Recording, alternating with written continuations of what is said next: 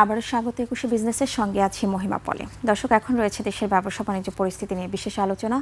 আর এই আলোচনার জন্য আমাদের সঙ্গে যুক্ত হচ্ছেন প্রাণ গ্রুপের ব্যবস্থাপনা পরিচালক ইলিয়াস মৃধা।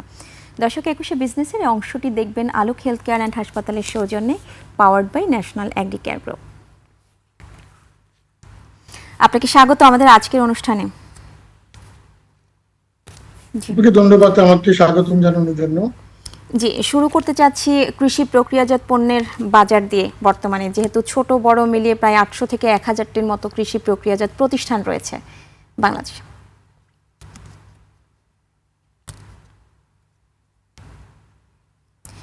জি, আপনি কি আমাকে শুনতে পাচ্ছেন? মাঝখানে একটু কথাটা কেটে গেছে, আবার একটু রিপিট করলে ভালো হয়। আসলে আমরা শুরু করতে চাচ্ছি কৃষি প্রক্রিয়াজাত পণ্যের বাজার পরিস্থিতি কেমন এখন? কৃষি প্রক্রিয়াজাতকরণ পণ্যের বাজার পরিস্থিতি আসলে এটা যেহেতু এসেনশিয়াল প্রোডাক্ট, এটা সবসময়ই ভালো। তারপরেও ইদানিংকালে আমরা একটু স্ট্রাগল করছি। এই কারণেই আমরা মিডল ইস্ট আমাদের জন্য একটা বড় মার্কেট ছিল। যুদ্ধের কারণে মিডল ইস্টের অনেকগুলা কান্ট্রিতে আমরা আমাদের প্রোডাক্ট রপ্তানি করতে পারছি না, যেরকম দুবাই, কাতার, কুয়েত, বাহরাইন।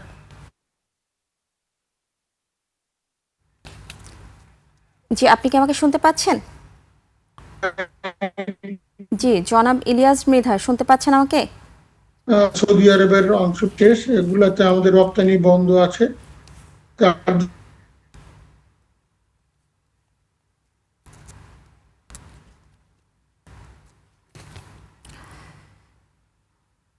জনাব ইলিয়াস মৃধা, আপনি কি আপনার ওখানে একটু ইন্টারনেটটা চেক করবেন?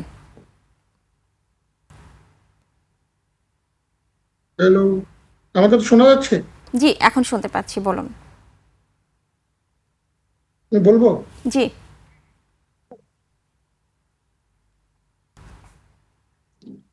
কৃষি পণ্যে প্রক্রিয়াজাতকরণ পণ্যের বাজার আসলে মোটামুটি ভাবে আমরা গ্রোথের দিকে ছিলাম, বা যুদ্ধের কারণে বিগত 2 মাস যাবত আমরা স্ট্রাগল করছি। বিকজ বর্তমানে মিডল ইস্টের কয়েকটা দেশে আমাদের রপ্তানি টোটালি বন্ধ আছে, যেরকম দুবাই, কাতার, ওমানের অংশ বিশেষ, সৌদি আরব এবং কুয়েত। তো এগুলোতে আমাদের একটা বড় বাজার ছিল। এই মার্কেটগুলো এই মুহূর্তে আমরা সার্ভ করতে পারছি না। এবং এর পাশাপাশি আবার এই যুদ্ধের কারণে ধরেন আমাদের অন্যান্য দেশেও সাপ্লাই ক্ষেত্রে ডিসরাপশন হচ্ছে, কারণ আমরা আমাদের অনেক প্যাকেজিং এর র মেটেরিয়াল বাজারে অত্যন্ত ঊর্ধ্বমুখী, এবং আমরা আমাদের চাহিদা মাফিক আমরা পাচ্ছি না, আমরা ইম্পোর্ট করতে পারছি না। ফলে আমাদের প্যাকেজিং ম্যাটেরিয়ালও শর্টের দিকে যাচ্ছে। But as far age local market is concern, আমরা লোকাল মার্কেটে আমাদের পণ্য সরবরাহ অব্যাহত আছে। এবং যদিও ইদানিংকালে একটু আর্লি রেইন স্টার্ট হয়েছে, এবং আপনি জানেন যে সিলেটে একটু বন্যার মতো হয়েছে, তার জন্য বেশ কিছু রাস্তাঘাট অথবা ওটা পানি দিয়ে ক্ষতিগ্রস্ত হওয়াতে আমাদের ডিস্ট্রিবিউশনটা ব্যাহত হচ্ছে। তো তার জন্য এই মুহূর্তে আমরা স্ট্রাগল করছি, বাট আমরা অত্যন্ত পজিটিভ যে আশা করি এই সিচুয়েশন আমরা কাটিয়ে উঠতে পারবো। আর যুদ্ধ থেমে যাওয়ার পরে হয়তো আমরা আমাদের মিডল ইস্টের মার্কেটে আবার আমরা রিগেইন করতে পারবো। এর পাশাপাশি আমাদের যে পার্শ্ববর্তী দেশ, আপনি জানেন যে বিগত তত্ত্বাবধায়ক সরকার অন্তর্বর্তী সরকারের সময়ে বেশ কিছু পোর্ট, ল্যান্ড পোর্ট বন্ধ করা আছে প্রোডাক্ট রপ্তানির ক্ষেত্রে। আমাদের বর্তমান নির্বাচিত সরকার যদি এই ব্যাপারে উদ্যোগ গ্রহণ করে এবং পার্শ্ববর্তী দেশের সাথে আলাপ আলোচনার মাধ্যমে যদি এই পোর্টগুলাকে খোলা হয়, তাহলে আমাদের রপ্তানিটা পার্শ্ববর্তী দেশেটা বাড়তে পারে। এর পাশাপাশি আমরা নতুন মার্কেট হিসাবে আসিয়ানকে আমরা বেছে নিয়েছি। আসিয়ানে আমাদের গ্রো করার অত্যন্ত সুযোগ আছে। আমরা সেই কম্বোডিয়া, ভিয়েতনাম, মালয়েশিয়া, ফিলিপিন্স, আমরা এই মার্কেটগুলোতে আমাদের প্রোডাক্টকে রপ্তানি করার জন্য আমরা কাজ করে যাচ্ছি। জি, আপনি বলছিলেন কিছুক্ষণ আগেই যে পার্শ্ববর্তী দেশের সাথে হচ্ছে যদি সরকারিভাবে উদ্যোগ নেওয়া হয়, কিন্তু এখন নির্বাচন পরবর্তী সময় কিন্তু আমরা যেটা জানি উভয় দেশই বাণিজ্য সম্পর্কটা স্থিতিশীল করতে কিন্তু বেশ ভালো একটা উদ্যোগ নিচ্ছে এবং তাদের সেই উদ্যোগ অনুযায়ী কিন্তু কাজ করছে। তো সেক্ষেত্রে আসলে মানে এখন আমরা কি ধরনের প্রবলেম ফেস করছি? না, দুই জায়গার ক্ষেত্রে উদ্যোগের জন্য আমরা অত্যন্ত আশাবাদী, বাট এখনো ইন্ডিয়ান সাইড থেকে ওনাদের বর্ডারে যেটা রেস্ট্রিকশনস দেওয়া আছে উইথড্র করেনি। আমরাও যতটুকু শুনতে পাচ্ছি যে আমাদের পররাষ্ট্রমন্ত্রী গতকাল বলেছেন যে অতি শীঘ্রই ভিসার ব্যাপারে আমরা ইতিবাচক সাড়া পাবো। তা আমি আশা করব শুধু ভিসা নয়, আমাদের বাংলাদেশ থেকে রপ্তানি আমরা যে ল্যান্ড পোর্ট দিয়ে আগে করতাম ওইটা যদি আবার ইন্ডিয়ান গভর্নমেন্ট খুলে দেয়, তাহলে দুই দেশের ব্যবসা বাণিজ্য আবার প্রসার হবে। এতে আসলে রপ্তানিতে কি ধরনের প্রভাব পড়ছে ইন্ডিয়ার আপনি জানেন বাজারটাতে যে যদি? পার্শ্ববর্তী দেশে ইন্ডিয়াতে আমাদের রপ্তানি 50% নেমে আসছে, বিকজ আমরা কেবলমাত্র এখন আমরা পেট্রাপোল দিয়ে রপ্তানি করতে পারি। আপনি আগে আমরা কিন্তু করিমগঞ্জ, তারপরে আগরতলা, এই মার্কেটগুলো আমাদের জন্য মার্কেট ছিল, যেখানে সেভেন সিস্টার যেটাকে ওনারা বলে বা আমরাও বলি, সেভেন সিস্টারে আমাদের বাংলাদেশি পণ্যের চাহিদা অনেক ভালো। জি। আমরা সেভেন সিস্টারে রপ্তানি করতে চাই। আমরা আপনাদের মাধ্যমে সরকারকে রিকোয়েস্ট করব, সরকার যেন এই ব্যাপারে উদ্যোগ গ্রহণ করে এবং ইন্ডিয়ান গভর্নমেন্টের সাথে আলাপ করে এই পোর্টগুলো যেন পুনরায় ব্যবসার জন্য উন্মুক্ত করা হয়। জি, আসবো একটু আরেকটা প্রসঙ্গ নিয়ে, যে ইন্ডিয়াতে যারা, আরেকটা বিষয় হচ্ছে যে আপনারা তো, যেহেতু আপনি কিছুক্ষণ আগেই বলছিলেন যে ইন্ডিয়াতে হচ্ছে আপনাদের পণ্য অনেক বেশি রপ্তানি করা হচ্ছে, তো ওখান থেকে যারা আমদানি করা, ইন্ডিয়ার যারা আমদানিকারক যারা, তারা আপনাদের সাথে এ বিষয়ে যোগাযোগ করছে কিনা? হ্যাঁ, অবশ্যই তারা যোগাযোগ করে, বাজারে এটার চাহিদা আছে। এবং আপনি জানেন যে আমাদের একটা বিশাল মার্কেট ছিল মণিপুর, মিজোরাম, আসাম, ত্রিপুরা, এই মার্কেটগুলোতে আমরা আমাদের প্রোডাক্ট পাঠাতে পারছি না। আমরা যদিও কিছু পণ্য কলকাতা হয়ে রপ্তানি করার ট্রাই করছিলাম, বাট এতে করে ওনাদের পরিবহন ব্যয় অনেক বেড়ে যায়, জি। তার জন্য এটা প্রোডাক্ট ফিজিবল হচ্ছে না। তার জন্য আমরা মনে করি সরাসরি বাংলাদেশ থেকে যদি এই স্টেট গুলাতে যদি রপ্তানি করা যায়, তাহলে আমরা আবার কম কস্টে প্রোডাক্টগুলো বাজারে অ্যাভেলেবেল করতে পারবো। যে আপনি বলছিলেন যে আসলে সেক্ষেত্রে রপ্তানিটা অনেক বেশি কমে যাচ্ছে ইন্ডিয়াতেও। আমরা যদি এটা রেশিওটা একটু জানতে চাই যে মানে কিরকম কমে যাচ্ছে? 50% নেমে আসছে। যদি এটা খুলে দেওয়া হয়, তাহলে আমার রপ্তানিটা আবার সেই পূর্বের অবস্থায় ফিরে যাবে। তার মানে বর্তমান থেকে আমরা 100% গ্রো করতে সক্ষম হব। যে আসবো একটু মধ্যপ্রাচ্য পরিস্থিতি নিয়ে, যেহেতু মধ্যপ্রাচ্যের আমাদের বাংলাদেশের এবং আপনাদের প্রাণ গ্রুপের সবচেয়ে বড় বাজার কিন্তু এটাও মধ্যপ্রাচ্য, আর এখানে যেহেতু এখন যুদ্ধ চলমান রয়েছে, এরকম সিচুয়েশনে রপ্তানির কি অবস্থা মধ্যপ্রাচ্যে? মধ্যপ্রাচ্যেও আমাদের রপ্তানিটা প্রায় 30% নেমে আসছে, কারণ বেশ কয়েকটি দেশে আমরা রপ্তানি করতে পারছি না। তার ভিতরে ধরেন ইউএই ছিল একটা ইম্পর্টেন্ট মার্কেট আমাদের জন্য, তারপরে কাতার, তারপরে সৌদি আরবের দাম্মামপুর দিয়ে পার্সিয়াল সৌদি আরব, তারপরে ইরাক, কুয়েত, বাহরাইন, এই কান্ট্রিগুলোতে আমরা আমাদের প্রোডাক্ট এই মুহূর্তে রপ্তানি করতে পারছি না। যদি যুদ্ধ থামে এবং আমরা যদি আবার রপ্তানি শুরু করতে পারি, তাহলে হয়তো আমরা এই মার্কেটটা ক্যাপচার করতে পারবো। এই মুহূর্তে এই দেশগুলোতে বন্ধ থাকাতে আমাদের ওভারঅল মিডল ইস্টের এক্সপোর্টটা 30% নেমে আসছে। আপনাদের কি অল্টারনেটিভ কোনো পরিকল্পনা আছে কিনা, মানে এই বাজার নিয়ে, যেহেতু এখন এই মুহূর্তে কিছুটা রপ্তানি কমে আমরা গেছে?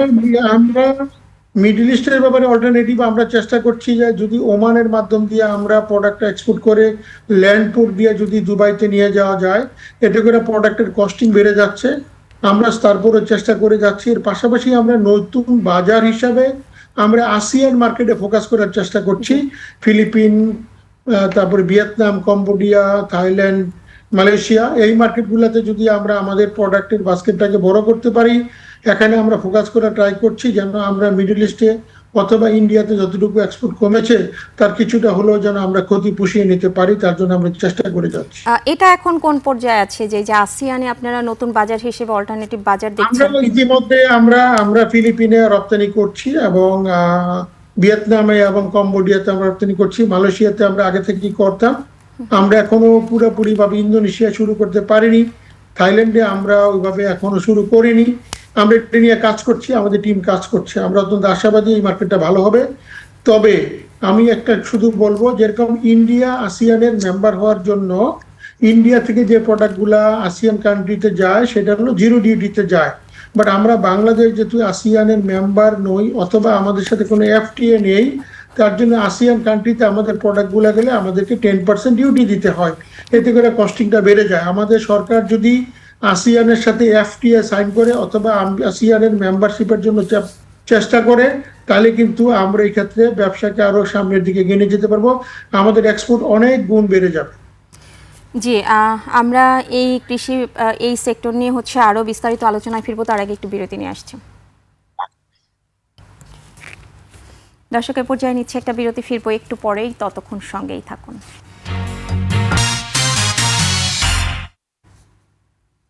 আবারও স্বাগত একুশে বিজনেসের সঙ্গে আছি মহিমা পলি। দর্শক, বিরতির আগে দেশের ব্যবসা বাণিজ্য পরিস্থিতি নিয়ে আমরা কথা বলছিলাম প্রাণ গ্রুপের ব্যবস্থাপনা পরিচালক ইলিয়াস মৃধার সঙ্গে। প্রিয় দর্শক, একুশে বিজনেসের এই অংশটি দেখছেন আলোক হেলথ কেয়ার অ্যান্ড হাসপাতালের সৌজন্যে, powered by national agricare group. আমরা আবারও তার সঙ্গে আলোচনায় ফিরছি। জি, বিরতির আগে বেশ কিছু বিষয় নিয়ে আমাদের আলোচনা হয়েছে, কিন্তু আরেকটা বিষয় নিয়ে কথা বলতে চাচ্ছিলাম যে কৃষি প্রধান অঞ্চলগুলোকে নিয়ে সরকারের কিন্তু একটা বিশেষ পরিকল্পনা ছিল যে কৃষিভিত্তিক শিল্পাঞ্চল গড়ার। তো এই বিষয়টা নিয়ে আসলে আপনার মন্তব্য কি, এবং এটা জাতীয় অর্থনীতিতে কী ধরনের প্রভাব ফেলবে? আমি বলবো এটা সরকারের খুবই সুন্দর একটি উদ্যোগ। আমরা বিগত সরকারের আমলে বারবার এটা বলেছি, এই সরকার এটা বিবেচনা করছে, তার জন্য আমরা অত্যন্ত আনন্দিত যদি প্রকৃতপক্ষে এটা করে। কারণ আপনি জানেন যে বাংলাদেশ কৃষি প্রধান দেশ এবং আমরা আমাদের বর্তমান রপ্তানিটা কিন্তু শুধু নির্ভরশীল হচ্ছে আমরা আরএমজির উপরে।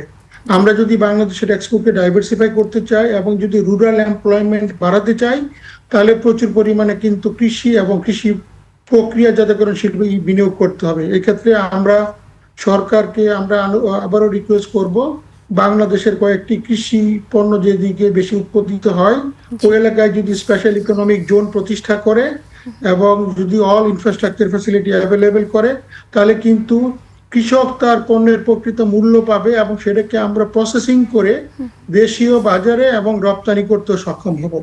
আপনি যদি নর্থ বেঙ্গলে একটা বা দুইটা শিল্পাঞ্চল করেন, এক্ষেত্রে কর্মসংস্থানের কোনো আসলে অগ্রগতি হবে কিনা, আরেকটা কুমিল্লার দিকে করেন, তাহলে কিন্তু আমি বাংলাদেশ থেকে উৎপাদিত শাক সবজি ফল মূল বিভিন্ন জিনিসকে কিন্তু আমরা প্রক্রিয়াজাতকরণ করে দেশীয় বাজারে যদি মার্কেটিং করি এবং বিদেশে যদি রপ্তানি করি, তাহলে কিন্তু কৃষক তার প্রকৃত মূল্যটা পাবে। আমাদের দেশে হারভেস্টিং টাইমে প্রচুর পরিমাণে প্রোডাক্ট উৎপাদিত হয়, কৃষক তার প্রকৃত মূল্য পায় না, আবার সে ওটা বিক্রি করে দিতে বাধ্য হয়। আমাদের এখানে যেহেতু স্টোরেজ ফ্যাসিলিটি নেই, আমাদের যদি প্রসেসিং ইন্ডাস্ট্রি নেই, যদি এনাফ প্রসেসিং ফ্যাসিলিটি ইন্ডাস্ট্রি থাকে এবং যদি স্টোরেজ ফ্যাসিলিটি বাড়ে, তাহলে কিন্তু পিক হারভেস্টিং টাইমে যদি প্রোডাক্টটাকে আমরা প্রসেসিং করি, তাহলে কিন্তু আমরা কৃষক ভালো মূল্য পাবে, সেটা কিন্তু আর পচবে না এবং দেশের ইকোনমি এতে করে স্বাবলম্বী হবে এবং রুরাল এমপ্লয়মেন্ট অনেক গুণ বেড়ে যাবে। জি, সেক্ষেত্রে আসলে কর্মসংস্থানে কোনো অগ্রগতি হবে কিনা, বা এই সাইটটাতে আমরা উপকৃত হব কিনা? হ্যাঁ, আপনি জানেন যে অলরেডি প্রাণ গ্রুপ কিন্তু আমরা প্রায় 90,000-এর মতো লোক সরাসরি আমাদের এমপ্লয়মেন্টে আছে এবং আমরা প্রায় 70,000 ফার্মারদের সাথে কাজ করি। যদি কৃষি প্রক্রিয়াজাত ইন্ডাস্ট্রিকে ফ্যাসিলিটেট করা হয়, আমি মনে করি আমাদের এমপ্লয়মেন্টটা এটা আরো 50,000 বেড়ে যাবে ইজিলি যদি এই ফ্যাসিলিটিগুলোকে ইনক্রিজ করা হয়। সরাসরি ইনডাইরেক্টলি কিন্তু আরো ফার্মার এবং অন্যান্য জায়গায় কিন্তু আরো কয়েক লক্ষ লোকের কর্মসংস্থান তৈরি হবে। আমাদের কিন্তু অপার সম্ভাবনা রয়েছে এবং এক্ষেত্রে যদি আমরা সঠিকভাবে যদি ইন্ডাস্ট্রিগুলোকে সেট আপ করি, সরকার যদি এভাবে ফ্যাসিলিটেট করে, নর্থ বেঙ্গলে যদি আমাদেরকে গ্যাস বিদ্যুৎ নিরবিচ্ছিন্ন বিদ্যুৎ অ্যাভেলেবেল করে দেওয়া হয়, এই ইন্ডাস্ট্রিগুলো শুধু প্রাণ গ্রুপ কেন, বাংলাদেশে অনেক উদ্যোক্তা এবং বিদেশি উদ্যোক্তারাও এই সেক্টরে বিনিয়োগ করবে। এর ফলে বাংলাদেশের ইকোনমি বেনিফিটেড হবে, বাংলাদেশে রুরাল এমপ্লয়মেন্ট অনেক দূর বেড়ে যাবে এবং বাংলাদেশের গ্রামের লোকজন শহরে কাজের জন্য মাইগ্রেট করে, ওটার পরিমাণও কমে যাবে। যে সামনে বাজেট, এই যে আসছে বাজেটে আসলে কি ধরনের পরিকল্পনা প্রত্যাশা করছেন যাতে করে কৃষি, কৃষক এবং অর্থনীতি লাভবান হবে? বাজেটের ক্ষেত্রে আমাদের প্রত্যাশা থাকবে যেগুলা আমরা প্রসেসিং ইন্ডাস্ট্রির সাথে সম্পৃক্ত, ওইরকম ক্যাপিটাল মেশিনারিকে যেন যেটা আমরা এখন 1% ডিউটিতে আনি, তার সাথে কিছু অ্যালাইড প্রোডাক্ট আছে, ওইটা ডিউটিগুলো হাই। যেরকম আমরা ইন্ডাস্ট্রিয়াল রেফ্রিজারেটর ইম্পোর্ট করলে duty is very high, industrial material handling system অথবা র্যাকিং সিস্টেম ইম্পোর্ট করলে ওগুলো ডিউটিগুলো হাই। এর পাশাপাশি ধরেন আমাদের আরো কিছু জিনিসপত্র আছে যেগুলা ডিউটি হাই, ওই ক্ষেত্রে যেন ওগুলাকে বিবেচনা করে ওগুলা ক্যাপিটাল মেশিনারি বেনিফিট দেওয়া হয়। এর পাশাপাশি আমাদের বর্তমানে cost of doing business is very high due to high rate of interest. Bank থেকে আমাদেরকে 15% সুদ দিয়ে যদি আমি টাকা বড় করি, ওই টাকা দিয়ে যদি আমি ইন্ডাস্ট্রি করি, আমি ফিজিবল হতে পারবো না। এর পাশাপাশি এই উচ্চ হারে ব্যাংকে সুদ দিয়ে আমরা পার্শ্ববর্তী দেশের সাথে কিন্তু প্রোডাক্ট উৎপন্ন করে কম্পিটিশন করতে পারবো না। আমাদের ইন্টারেস্টটাকে যদি সিঙ্গেল ডিজিটে নামানোর জন্য ব্যবস্থা গ্রহণ করা হয়, তাহলে বাংলাদেশের ইন্ডাস্ট্রি কিন্তু ঘুরে দাঁড়াবে, ব্যবসা বাণিজ্য কিন্তু আবার পুরোদমে কিন্তু উত্তরোত্তর উন্নতির দিকে যাবে। জি, আপনাকে অনেক ধন্যবাদ। আমরা একেবারে শেষ পর্যায়ে চলে এসেছি। আমাদের সঙ্গে যুক্ত হবার জন্য ধন্যবাদ আপনাকে। আপনাকে এবং ইটিভির সকল দর্শক শ্রোতাকে আমার তরফ থেকে ধন্যবাদ। জি দর্শক, এতক্ষণ দেশের ব্যবসা বাণিজ্য পরিস্থিতির নানা দিক ও করণীয় নিয়ে কথা বলছিলেন প্রাণ গ্রুপের ব্যবস্থাপনা পরিচালক ইলিয়াস মৃধা। নিচ্ছে একটা বিরতি, 2টা 30 মিনিটে আবারও ফিরে আসবে 21শে বিজনেসে। দেখার আমন্ত্রণ রইল, 21-এর সাথেই থাকুন।